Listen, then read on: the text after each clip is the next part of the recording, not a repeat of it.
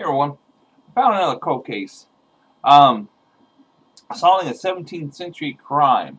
Um, the boy does not have a name, but he is now not unknown. Smithsonian scientists reconstruct his story from a skeleton found in Anne Arundel County, Maryland, buried underneath a layer of a fireplace ash, bottled and cremated fragments and animal bones.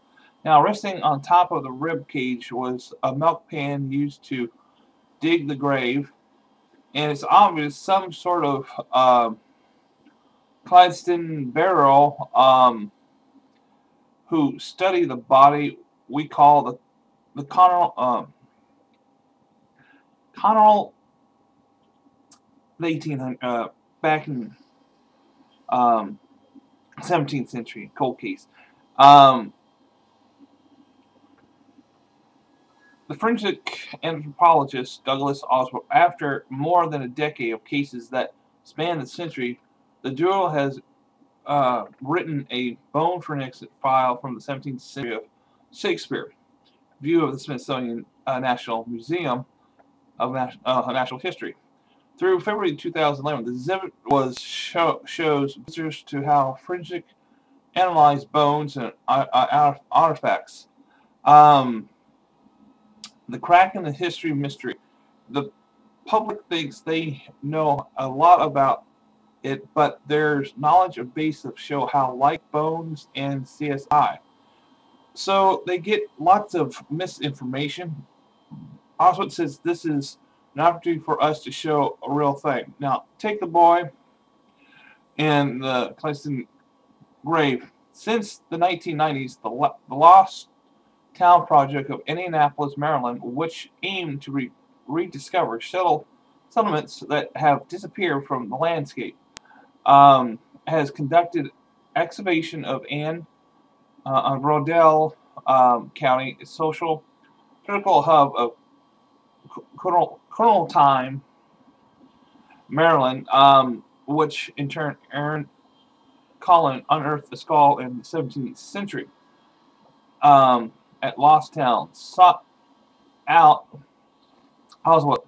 He recognized the skull that belonged to a Caucasian male. Further analyzed that indicate the male was European descent, of 15 to 16 years old. The boy's spine and the teeth were damaged from hard labor or a disease.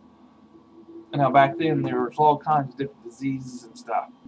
Now the profile fits that the undentured servant in the Chesapeake Bay of the mid-17th century. During this time, a young European man and woman signed an indentured contract with Chesapeake planters.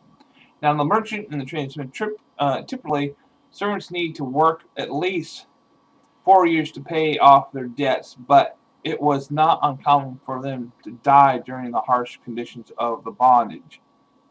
Now, based on the artifacts surrounding the body, including a coin dated back in 1664 and a piece of window that was dated stamped at 1663, now archaeologist Jan Cox determined that the boy had died between 1665 and 1675. The time of the frame corresponds when the law were being passed against the private burial indentured servants.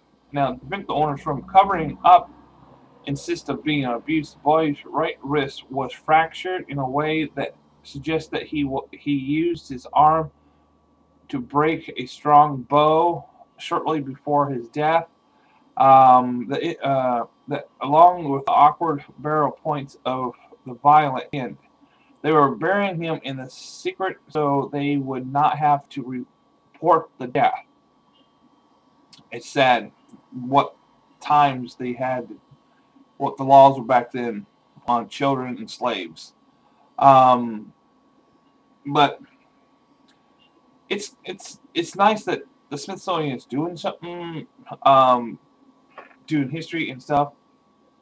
But I like history. This is stuff I like. And unsolved cases and stuff like this is like a good history. kids today not learning our history very well. Um, but that's why some of this archaeology is going on. That people go in college. That's if I had money back then to go to college, that's what my job would have loved. To dig, to find something history from the past. And I think our children would need to learn our history, where we came from, how this country started before, how they were abused back then, how they worked and stuff.